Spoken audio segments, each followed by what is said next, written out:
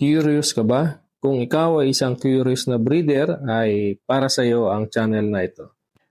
Isang mapagpalang araw pong muli sa inyong lahat, mga ka-curious breeder. Ngayon po ay tatalakayin natin ang isang napaka-interesanting tanong. Bakit may mga lovebirds sa fisher na mukhang aqua? At ano ba talaga ang nasa likod ng kulay na iyon?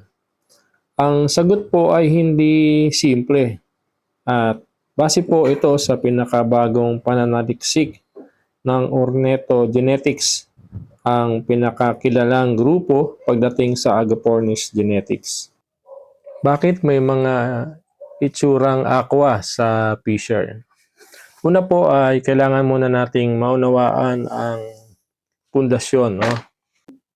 Ang berdeng kulay po ng ibon na nakikita natin ay resulta po ng dalawang bagay. Ang asul na liwanag mula sa istruktura ng balahibo at ang dilaw na cetacean pigment sa labas ng balahibo. At dahil dyan ay berde po ang nakikita natin, dahil pinagsama ang dalawa. Kapag po nawala na ang cetacean ng buo, blue ang ibon na makikita natin. Kapag partial lang ang nawala, ay lalabas naman ang kulay sa pagitan ng berde at asul. Iyon po ang tinatawag nating PPR o partial cetacean reduction.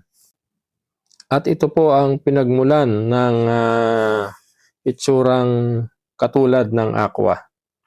Ngunit, at ito po ang pinaka-importanteng punto, ang aqua mutation sa fisher ay hindi pa po opisyal na napatunayan ng Ornithogenetics. At lahat daw po ng aqua looking na fisher ngayon ay tinatawag pa rin nilang modifications lamang.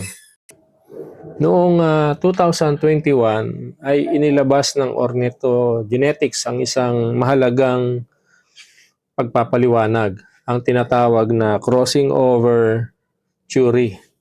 Alam po nating lahat na meron pong blue 1 at blue 2 sa fisher. At kapag pinagsama po ang dalawa ay lalabas po ang turquoise blue na phenotype. At ito nga po yung tinatawag natin ngayong blue 1, blue 2. Ngunit po sa loob ng isang blue 1, blue 2 na ibon, mayroon pong nangyayari sa panahon ng meiosis. Ito po ang proseso ng paglikha ng reproductive cells. Sa proseso pong ito, ang blue 1 at blue 2 genes na magkalapit sa chromosomes ay maaari pong magpalitan ng posisyon. At ang resulta ay isang bagong allele na may parehong blue 1 at blue 2 sa iisang chromosome. Ito po ang tinatawag na crossing over allele. Kapag po ang crossing over allele na ito ay nakaharap sa normal na blue 1 ng kabiyak, ay lalabas po ang aqua phenotype sa anak. At ayon po sa Ornithogenetics, ito marahil ang pinakamalapit na paliwanag kung bakit may mga ibon na lumalabas na itsurang aqua sa fisher. Ngayon, paano po ito na ipapasa sa anak at bakit po bihira? Ang crossing over ay hindi po gumagana tulad ng simpleng autosomal recessive na mutation. At hindi po ito predictable at hindi mo ito mapipilit na mangyari. Bihira po ito mangyari dahil ang blue 1 at blue 2 ay magkalapit po sa loob ng isang maikli na gene. Kaya kahit po mag-breed ka ng daan-daang blue 1 at blue 2 na pares, hindi po garantisado na makapagpapalabas ka ng aqua sa mga anak. At maaari pong maraming season ng pagbibreed bago po lumabas ang isang aqua phenotype. Kung gusto mong kahit papano ay mapataas ang chance na makapagpalabas ng aqua phenotype, ang pinaka logical o ideal na pairing po ay ang blue 1, blue 2 na ipinapare sa isang purong blue 1. Isang normal blue na walang ibang kasamang mutation. Bakit po purong blue 1? Dahil po kapag may kasamang ibang mutations, kagaya po ng dark factor o violet factor o kaya ino, ay maaari pong mahirap ma-identify ang aqua phenotype sa mga anak kahit na po lumabas na ito.